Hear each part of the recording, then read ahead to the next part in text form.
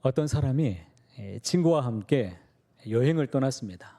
깊은 산속에 등산을 하게 되었는데요. 거기에서 호랑이를 만났습니다. 호랑이하고 거리는 100m쯤 떨어져 있었는데 호랑이는 100m를 9초대로 달릴 수가 있습니다. 우리 사람이 달리면 15초대로 달릴 수 있는데 그렇다면 그 상황에서 살 수 있는 방법이 무엇일까요? 방법은 있지요. 옆에 있는 친구보다 더 빨리 달리면 살 수 있습니다. 너무 잔혹한가요? 웃으라는 얘기인데 너무 다큐로 받지 마시기 바랍니다. 여러분은 살아가시면서 혹시 이렇게 인생의 위기적인 상황을 만나서 도망쳐 보신 적 있으십니까? 살기 위해서 목숨을 위해서 달려보신 적 있느냐 이 말을 제가 묻고 있습니다. 오늘 말씀에 보니까 예수님께서 겟세마네 동산에서 기도하시고 그리고 무리들에게 붙잡히셔서 이제 공회 앞으로 끌려가게 되셨습니다. 이 말씀은 사복음서에 다 기록이 되어 있는데요. 특별히 마가복음에만 등장하는 독특한 장면이 하나 있습니다. 유독 이 마가복음의 오늘 말씀에 보니까 예수님을 따라가다가 알몸으로 도망간 청년의 이야기가 마가복음에만 삽입이 되어 있습니다. 그는 하나님께 귀하게 쓰임받는 사람이 되고자 원했을 것입니다. 그래서 예수님과 함께 했던 무리 중에 한 사람이었습니다. 그런데 그는 어쩌자고 어떻게 하다가 이렇게 그는 알몸으로 도망을 가야만 했던 것일까요? 성경은 이 말씀을 통해서 우리에게 과연 무엇을 말하기 위해서 이곳에 기록을 해둔 것인가요? 그렇다면 왜 마가복음에만 이 말씀이 유독 기록되어 있는가? 이 마가복음에 등장하는 이 사람은 알몸으로 도망간 이 사람은 과연 누구일까요? 성경이 참 재미있습니다. 지난주에는 우리가 말씀을 볼 때 누구의 시선을 따라가면서 한번 말씀을 보았습니까? 예수님의 시선을 따라가면서 보았죠. 그랬더니 예수님의 마음을 읽는 놀라운 은혜가 있었습니다. 오늘은 말씀 속에 성경의 인물을 한번 추적해 보고자 하는데 그 성경의 인물 속으로 들어가 보아야지만 그 사람이 되어야만이 알 수 있는 보화를 캘 수 있는 장면들이 있습니다. 그래야 말씀의 신비가 깨달아질 때가 있는데 오늘 말씀 51절과 52절 말씀을 함께 읽어보도록 하겠습니다. 한 청년이 벗은 몸에 배 혼이불을 두르고 예수를 따라가다가 무리에게 잡힘에 배 혼이불을 버리고 벗은 몸으로 도망하니라. 이 말씀 속에서 우리가 알 수 있는 단서는 딱 두 가지밖에 없습니다. 51절에 보니까 따라가다가 52절 말씀 보니까 그가 어떻게 했습니까? 도망하니라 라고 말씀합니다. 따라갔다라고 말씀하고 있는데 따라갔다는 것은 그가 예수님의 제자일 가능성이 있다는 것이죠. 그런데 오늘 본절 말씀 바로 앞에 보니까 50절 말씀에 제자들이 다 어떻게 했다고 말씀합니까? 예수님을 다 버리고 떠나버렸습니다. 그러니까 그는 예수님의 제자가 아니라는 것이죠. 그러면 그는 과연 누구일까요? 그가 가지고 있었던 것을 한번 들여다보겠습니다. 그는 배 혼이불을 두르고 예수님을 따라가고 있었다라고 지금 말씀하고 있는데 이것은 세마포 혼이불을 말합니다. 그러니까 이 사람은 당시에 부유한 가정에서 최소한은 살았다라는 것을 보여주고 있는 말씀인데요. 청년이 맨몸에 그 혼이불을 두르고서 예수님을 따라갔다라고 지금 말씀하고 있는데 이것은 청년이 갑자기 어디에선가 급하게 뛰어왔다는 것을 보여주는 말씀입니다. 아마도 이 청년은 겟세마네 동산 근처에서 잠을 자고 있었을 것입니다. 그러다가 갑자기 소란스러워진 일이 생긴 것을 보았습니다. 예수님께서 붙잡힌 장면을 보았습니다. 그 사태를 지켜보면서 예수님이 끌려가시는 그 상황 속에서 뒤따르던 사람인 것입니다. 이 젊은 청년이 예수님에게 일어난 이 사태를 보기 위해서 황급히 어디에선가 달려왔기 때문에 맨몸으로 그냥 혼이불만 걸치고서 예수님을 뒤따라가고 있었습니다. 그런데 무리들이 이 사람을 보고 예수님의 제자인 줄 알고 그 사람을 잡으려고 한 것입니다. 그 사람이 붙잡혔습니다. 겉옷이 붙들렸습니다. 그런데 이 사람이 살기 위해서 이 혼이불을 벗어던지고 그 자리에서 알몸으로 도망을 치게 된 것이다 라고 성경이 우리에게 말하고 있습니다. 그는 예수님을 따라가다가 왜 도망을 쳤을까요? 이유야 간단하죠. 아마도 그는 생명의 위협을 느꼈을 것입니다. 죽음의 공포에 휩싸여서 그가 도망쳤을 것입니다. 그것도 붙잡혔던 혼이불을 벗어던지고 도망쳤기 때문에 평생 동안 수치심을 그는 가지고 살았을 것입니다. 그것도 예수님을 버렸다는 죄책감을 평생에 안고서 살아가는 그 고통이 마음 가운데 굉장히 컸을 것입니다. 혹시 여러분은 알몸으로 도망가 보신 적 있으십니까? 저는 초등학교 시절에 아버지가 술을 먹고 들어오셨는데 우리 이남 일녀 우리 형제들이 있었는데 무슨 일인지 기억은 안 나요. 그런데 몹시 꾸중을 듣고 집에서 쫓겨났습니다. 겨울밤이었는데 팬티는 한 장 입히고 다 벗기고 집을 쫓아냈어요. 그래서 팬티바람으로 밖에 나갔습니다. 추운 것은 고사하고 너무 창피하니까 밤에 누구라도 아는 사람 만날까 봐 너무 조바조바했던 그런 기억이 납니다. 여동생은 바로 앞집에 얼른 피신했고 남동생과 저는 오갈 데가 없으니까 두 손 잡고 그냥 팬티바람으로 누구 하나 만나나 못 만나나 하면서 조바조바하면서 걸었는데 그때 저를 한동안 좋아했나라고 생각했었던 자영이, 미경이 다 떠나버렸습니다. 창피해서 제가 그들의 얼굴을 그 뒤로 본 적이 없었던 기억이 어렴풋이 나는데요. 그가 입고 있었던 배 혼이불도 그를 덮어주지 못했습니다. 그가 알몸으로 도망갔다라고 말하고 있는데 알몸은 그의 실체를 그대로 보여주지요. 그가 부자였건 어떤 지위를 가졌건 간에 상관이 없습니다. 그는 하나님 앞에서 그저 벌거벗겨진 채로 도망간 그냥 청년일 뿐입니다. 성경학자들은 이 사람이 누구일까 되게 궁금했기 때문에 찾아보았습니다. 누구였을까요? 마가였습니다. 대부분 마가일 거라고 추정을 합니다. 그래서 저 역시도 이 사람에 대해서 이 본문 때문에 신학생 시절에 공부를 좀 많이 하고 이 본문 때문에 여러 본문을 대조하고 공부를 좀 했었습니다. 공통적으로 이 청년이 마가인데 히브리식 이름으로는 요한이라는 이름도 있습니다. 그래서 그를 가리켜서 마가, 요한이라고 우리는 부르게 됩니다. 이를 근거로 해서 마가의 이 삶을 추적해 보면 재미있게도 이 사건 이후에 그에 대한 기록이 성경의 곳곳에서 등장한다는 것을 우리가 알 수 있습니다. 그의 집은 마가의 다락방으로 더 유명한 곳입니다. 그곳에서 예수님께서 마지막 최후의 만찬을 그곳에서 함께 하셨습니다. 예수님께서 승천하셨을 때 120명의 성도들과 제자들이 그의 다락방에서 함께 모여서 간절하게 하나님 앞에서 기도했던 장소였습니다. 그리고 성령님이 임했던 장소가 바로 마가의 다락방이죠. 마가의 다락방에 임했던 성령 강림 사건 이후로부터 이제 그의 활동이 본격적으로 등장하기 시작합니다. 그는 성령을 받은 뒤로 변화되기 시작했습니다. 이 사람은 예수님의 직계 제자는 아니었지만 베드로의 제자로 활동합니다. 그래서 베드로는 그 사람을 가리켜서 나의 아들이라고 부를 정도였습니다. 바울은 바나바와 1차 전도 여행을 떠날 때 바나바의 조카였던 마가를 데리고 함께 전도 여행을 함께 떠나게 됩니다. 그런데 우리가 잘 아는 것처럼 전도 여행 중에 큰 문제가 생겼습니다. 사도행전 13장 13절 말씀을 보니까 바울과 및 동행하는 사람들이 바보에서 배 타고 밤빌리아에 있는 버가에 이르니 요한은 그들에게서 떠나 예루살렘으로 어떻게 했다고요? 돌아갔다라고 말씀합니다. 마가 요한이 전도 여행 중에 또 떠나갔다라고 말씀합니다. 그러니까 예수님을 따르다가 또 도망쳤다는 겁니다. 어떤 이유인지 모르겠지만 돌아가 버렸습니다.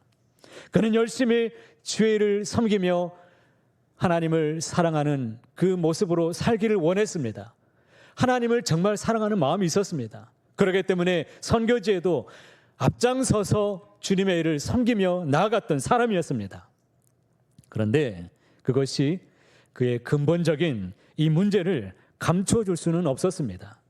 그가 성령을 받고 뜨거운 신앙의 체험을 했었지만 그 큰 문제 앞에서 그 체험이 그를 바꾸어주지는 못하더라는 것입니다. 바울은 전도 여행 중에 배를 타고 버가에 왔습니다. 그런데 버가라는 지역은 참 위험한 지역이었습니다. 그곳에 오래 머물지 못했다라고 성경에서 말하지요. 당시의 버가는 해안에 습지로 가득한 곳이었습니다. 그런 곳에서 풍토병과 유행병, 특별히 말라리아가 창궐하던 그런 지역이었습니다.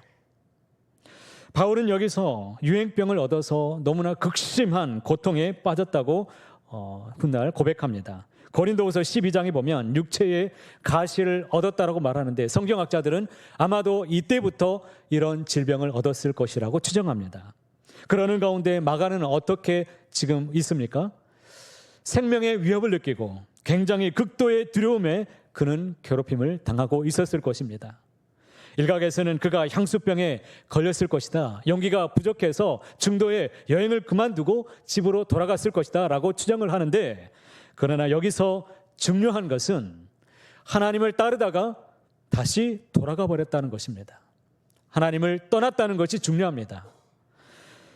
여러분, 무엇이 문제입니까? 근본적인 자신의 문제가 해결되지 않고서는 예수님을 따르다가 도망갔던 그 과거의 모습처럼 언제든지 또다시 문제만 만나기만 하면 그 모습으로 돌아간다는 것이죠. 또다시 넘어질 수밖에 없는 그런 우리의 모습이 있다는 것을 성경에서 우리에게 보여주고 있습니다. 마가는 도중에 전도를 그만두고 예루살렘으로 도망갔습니다. 이에 바울은 그를 못마땅하게 여기고 2차 전도 여행 때는 그를 데리고 가지 않았습니다. 우리는 정직해져야 됩니다. 하나님 앞에서 아니 내 모습이 과연 어떤 사람인가를 주님 앞에서만은 진정 고백할 수 있기를 바랍니다. 이 문제가 해결되지 않고서는 언제든지 우리 또한 마가처럼 큰 문제만 내 앞에 부딪히게만 하면 내 안에 이런 어려움들이 생기고 나도 넘어질 수 있다는 것입니다. 배에 혼이불로 자신의 허물을 덮고 자신의 과오를 아무리 감춘다고 해도, 아니 여러 모양으로 주님의 일을 섬김에 앞장선다고 해도 마찬가지입니다. 안수를 받고 집사님이 되고 권사님이 되고 장로님이 되고 목회자가 된다고 해도 그는 역시 마찬가지입니다. 하나님이 보시기에는 그는 여전히 알몸으로 도망간 청년의 모습일 뿐입니다. 마가는 중도에 돌아가면서 그의 마음이 몹시 괴로웠을 것입니다. 그의 마음도 편치 않았습니다. 깊은 좌절과 이런 쓰라림 가슴 때문에 너무나 많은 고통이 그를 괴롭혔을 것입니다. 마가복음의 저자였던 이 마가는 성경에서 도망간 청년의 이름을 밝혀주고 있지는 않지만 과거에 나는 이런 사람이었다라고 지금 특별하게 마가복음에서 자신의 이야기를 사람들 앞에 지금 펼쳐놓고 있는 것입니다. 이제 그가 누구이건 이것은 중요하지 않습니다. 이것은 우리 모두의 문제입니다. 우리는 근본적인 자신의 깊은 내면의 문제들을 다 안고 살아가고 있습니다. 아무런 문제 없이 이 가운데 예배하고 있지만 우리 심령 깊은 곳에는 쪼개진 나의 죄성들, 하나님 앞에 드러낼 수 없는 모습들, 사람들 앞에서 감추고 있는 나의 자아의 깊은 내면의 모습들을 우리는 다 안고 살아가는 연약한 사람들입니다. 내가 가장 두려워하는 것이 무엇입니까?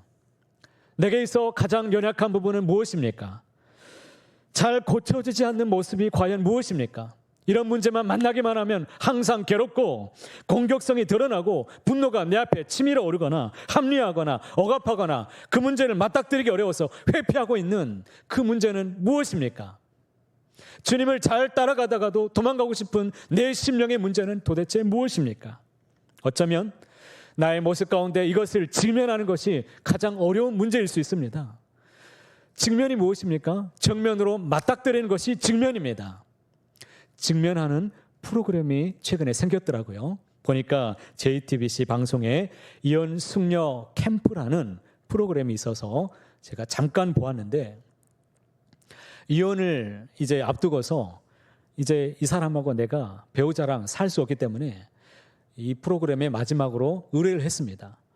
나에게 문제가 있는 게 아니라 이 사람한테 문제가 있다라고 생각하고서 의뢰했는데, 관찰 카메라를 보니까 자신의 모습이 적나라하게 드러납니다. 사람들이 보면서 깜짝 놀라는 장면들이 나타납니다. 이것이 바로 직면이에요. 내가 감추고 싶은 그 모습이 그 객관적으로 드러나서 정면으로 충돌하는 이 현상들, 내가 인정하고 싶지 않은 나의 깊은 내 모습들, 이것이 바로 상담에서 말하는 직면입니다. 이 직면이 없으면 사람은 절대 변하지 않습니다. 내가 잘하는 줄만 알고 있습니다. 나는 거룩한 줄만 알고 있습니다. 나는 하나님 앞에 온전히 서가고 있는 사람인 줄로만 알고 있는데, 그러나 말씀의 거울로 나를 딱 비춰주면 아니지요.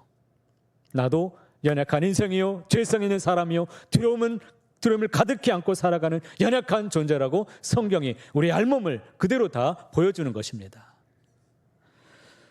어떤 이는 봉사를 참 잘합니다. 무슨 일이 있을 때 잘 도와주는 그런 사람들이 참 주변에 많이 있죠. 그런데 결정적일 때 그는 달라집니다. 어떤 사람은 어떤 이와 함께하게 될 때 잘 보이지 않는 사람이 있습니다. 나는 그 사람과 잘 맞지 않아. 나는 누군가와 잘 맞지 않는 사람과 함께하게 되면 중도에 중단하는 사람들이 있습니다. 선교지에 같이 가도 또 어떤 좋은 프로그램을 같이 한다고 해도 나는 그 사람하고 함께 있는 게 그냥 싫어. 그냥 싫은 거예요. 주님을 잘 따르다가 돌아선 사람입니다. 또 어떤 사람은 잘 섬깁니다. 앞장서서 어떤 일이건 간에 그 사람이 주님의 일을 잘 섬기고 진행도 잘 해내는 그런 사람이 있습니다. 그런데 반대의 의견에 부딪히게 되거나 또 어떤 일을 또 해결해야 되는 어떤 문제가 생기면 자꾸 자신의 입장에서 그 일을 자꾸 고수하려고 합니다. 자신의 의견이 반드시 옳다라고만 주장합니다. 그래서 그 일이 자신의 뜻대로 잘 풀리지 않거나 자기가 원하는 대로 되지 않는다면 그 섬기는 일을 중단하면서 자기의 의사를 표현합니다. 주님을 잘 따르다가 돌아선 사람입니다. 어떤 사람은 예배를 잘 드립니다. 그 사람이 앉는 지정석에 있을 정도로 그 사람은 예배 생활을 잘하는 사람이에요. 그런데 개인적인 문제만 생기기만 하면 잘 그때부터 보이지 않는 사람이 있습니다. 잠적해 버립니다. 그래서 전화를 하면 전화도 잘 받지 않는데 어쩌다가 받으면 간섭받기를 싫어합니다. 그냥 비밀형이에요. 잠적형이에요. 잠수함을 깊이 타고 갑니다. 그 잠수함을 폭발시켜야 됩니다. 끄집어내야 되죠. 주님을 잘 따르다가 그냥 나도 모르게 돌아선 사람입니다. 그런데 이 말씀을 묵상하는데 저도 역시 걸리는 부분이 참 많아요. 저에게 있어서 연약한 부분이 무엇인가를 돌아보니까 가장 큰 어려움이 무엇이냐면 저는 사람 앞에서 나서서 말하는 것이 굉장히 어려운 사람입니다. 믿어주시기 바랍니다. 지금 그렇다는 건 아니고요. 어린 시절에 그랬어요. 저는 사람들이 뭘 시키면 그렇게 힘들었습니다. 그냥 사람들 앞에서 서서 무언가를 한다는 게 자체가 부끄럽고 사람들 앞에서 그냥 조용하게 그냥 묻혀서 보이지 않는 존재로 그냥 살아가는 것이 그냥 좋아요. 그냥 저기 4층에 앉아서 조용하게 있는 그런 분들의 마음을 저는 잘 이해할 수 있습니다. 간섭하지 않아요. 그냥 편하게 그냥 앉아 있으시면 돼요. 그냥 그런 사람인데 초등학교 6학년 때 노래하는 음악 실기 수업이 있었습니다. 저는 당시에 노래도 못 부르고 너무 부끄러우니까 노래 부르라고 하는데 그것도 점수에 반영되는데 앞에서 노래 다 외웠는데도 한 소절을 부르기가 그렇게 힘듭니다. 부르다가 고개를 푹 숙였더니 되게 혼났는데 다시 한번 기회를 줘도 그 한 소절을 넘어가질 못하고 얼굴이 빨개져가지고 다시 내려왔던 그런 사람이었습니다.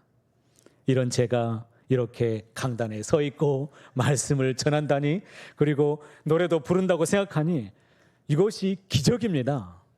기적이에요. 믿어주시기 바랍니다. 하나님은 우리 각 사람의 문제를 너무나도 잘 알고 계십니다. 우리의 연약한 부분, 내가 감추고 싶은 나만이 알고 있는 내 연약함을 다 알고 계십니다. 하나님에게는 꿈이 있습니다.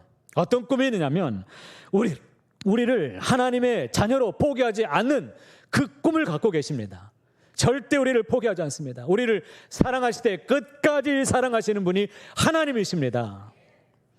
나를 고치시기를 원하시고 고쳐서라도 온전하게 나를 크신 하나님의 도구로 하나님은 크신 일을 맡기고 살아가기를 원하십니다. 하나님은 마가의 문제를 고치시기를 원하셨습니다. 마가를 통해서 큰 역사를 이루기를 원하셨습니다. 그가 가지고 있었던 고통의 문제에 그를 직면하도록 만드셨습니다. 직면해야만이 그 문제를 해결할 수 있기 때문에 그를 원초적인 그 자리로 그를 부르셨습니다. 만약에 마가가 여기에서 또다시 도망을 친다면 우리가 읽고 있는 이 마가복음은 영원히 존재하지 않았을 것입니다. 마가가 자신과의 직면이 없었더라면 벌거벗은 채로 도망간 자신의 이야기도 이곳에 기록하지 않았을 것입니다. 시편 147편 3절과 4절에 하나님의 원하시는 마음이 가득히 담겨 있습니다. 상심한 자를 고치시며 그들의 상처를 싸매시는도다. 그가 별들의 수요를 세시고 그것들을 다 이름대로 부르시는도다. 할렐루야. 우리 하나님이 세번역 성경으로 읽어보니까 마음이 상한 자를 고치신다라고 말씀하십니다. 그들의 상처, 우리의 아픔을 다 아시고 싸매어 주신다라고 말씀하십니다. 그들의 별들의 모든 수요를 하나님께서 다 세시는 하나님이 내 이름을 아시고 모든 형편을 다 아시면서 그대로 고치시고 싸매어 주시는 분, 그분이 전능하신 우리의 하나님이십니다. 하나님은 그를 겟세마네 동산으로 다시 부르셨습니다. 그를 직면시키셨을 때 또다시 배 혼잎을 두르고 도망쳤던 자신의 모습으로 서 있게 되었을 것입니다.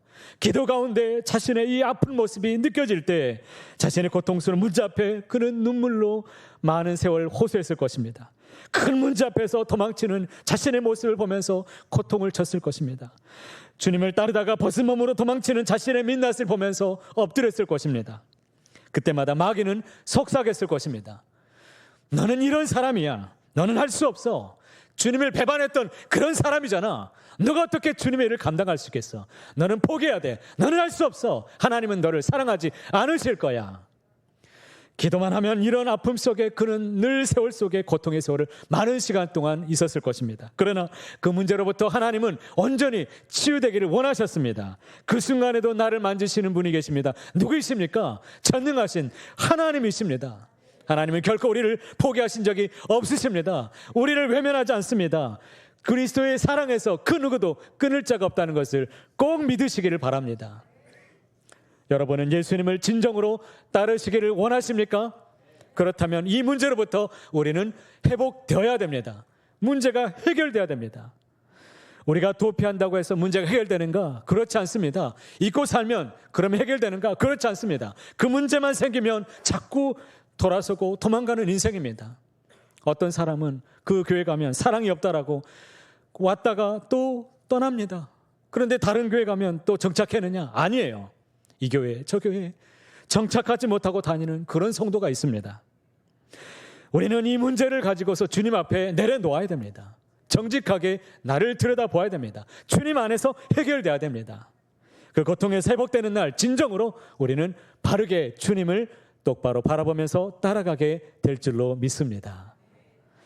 미국의 신학자요 그리고 심리학자였던 데이빗 시멘즈라는 분이 상처받은 자신의 이 감정을 치료받기 위해서는 수많은 사람들에게 임상을 실습하고 치료하면서 몇 가지를 발견하게 되었습니다. 그래서 몇 가지에 대해서 제가 소개를 드린다면, 첫 번째는 자신의 상처받은 감정이 있다면 반드시 그것을 꼭 기억하시고 한번 해보시길 바랍니다. 첫 번째는 문제를 똑바로 직시하라는 것입니다. 문제가 무엇인지를 보라는 것입니다. 무엇이 문제인가? 그리고 두 번째는 내가 정말 이 문제로부터 고침받기를 원하는지를 자신에게 물어보십시오. 하나님, 제가 이 문제로부터 고침받기를 원합니다. 하나님, 다시는 이 문제 때문에 아파하지 않기를 원합니다. 회복되기를 원합니다. 진정으로 주님을 따라가기를 원합니다. 이런 마음이 있는지 먼저 물어보시고 체크하십시오. 그 다음에 세 번째는 어떤 문제든지 자신에게 먼저 책임이 있다는 것을 인정하라는 것입니다. 그 누구도 원망하지 말고 그 누구 때문이라고 생각하지 말고, 그런다고 할지라도 먼저는 나에게도 책임이 있다는 것을 인정하라는 거예요. 그리고 네 번째는 자기 자신을 용서하라고 말합니다. 자기 자신을 더 이상 괴롭히지 마세요. 나를 너무 힘들게 억압하지 마세요. 그때 왜 그 문제를 만났는지 자꾸 나를 추궁하지 말고 억압하지 말고 괴롭히지 말고 나를 좀 내려놓으라는 것입니다. 나를 용서하십시오.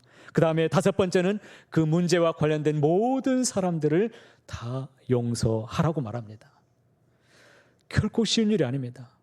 용서 어떻게 할 수 있습니까? 어떻게 용서해 줄 수 있겠습니까? 그런데 나를 위해서라도 용서하라는 거예요.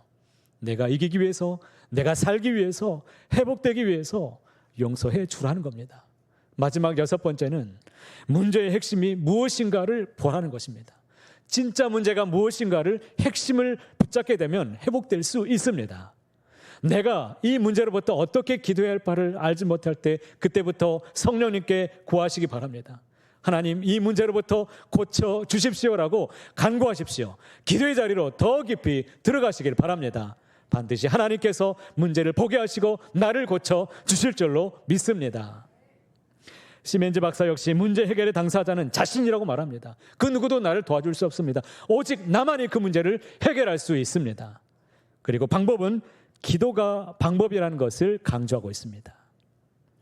현대인들은 화려한 옷을 입고 좋은 직장에 다니고 남들이 따라올 수 없는 멋진 학력과 배경을 자랑하면서 살아갑니다. 그리고 그 사회가 인정하는 사람이 되기 위해서 온갖 스펙을 갖추기 위해서 계속해서 포장하고 열심을 다해서 살아가고 영적인 가면을 쓰고서 살아가지요. 하지만 오늘 성경은 우리가 다 알몸으로 벗겨진 채로 살아가고 있는 존재라고 그대로 우리를 보여주고 있습니다. 문제는 그것을 부끄럽게 여기지 못하고 수치심도 가지지 못하고 그냥 살아가고 있는 것이죠. 죄는 부끄러움을 모르는 것입니다. 죄에 대해서 부끄럽게 여기지 않는다는 것, 이것이 바로 문제의 본질입니다. 그렇다면 여러분, 마가는 회복되었을까요? 그는 변화된 삶을 살았을까요? 하나님은 겟세마네에서 예수님을 버리고 도망친, 그것도 알몸으로 도망간 이 사람 앞에서 나타나셔서 분명히 직면시켜 주셨습니다. 그는 더 이상 물러서지 않았습니다. 자신의 모습을 분명하게 직면하게 되었습니다. 성경은 마가가 주 안에서 변화된 삶을 증거해주고 있습니다. 재미있게도 성경은 마가에 대해서 성경의 기록 순서대로 그의 인생의 변화에 대해서 적나라하게 우리에게 보여줍니다. 골로새서 4장 10절 말씀해 보니까 이렇게 말씀합니다. 함께 읽어보실까요? 나와 함께 갇힌 아리스다고와 바나바의 생질 마가와 이 마가에 대하여 너희가 명을 받았음에 그가 이르거든 영접하라. 이들만은 하나님의 나라를 위하여 함께 역사하는 자들이니 이런 사람들이 나의 위로가 되었느니라. 지금 누구의 고백입니까? 사도 바울의 고백입니다.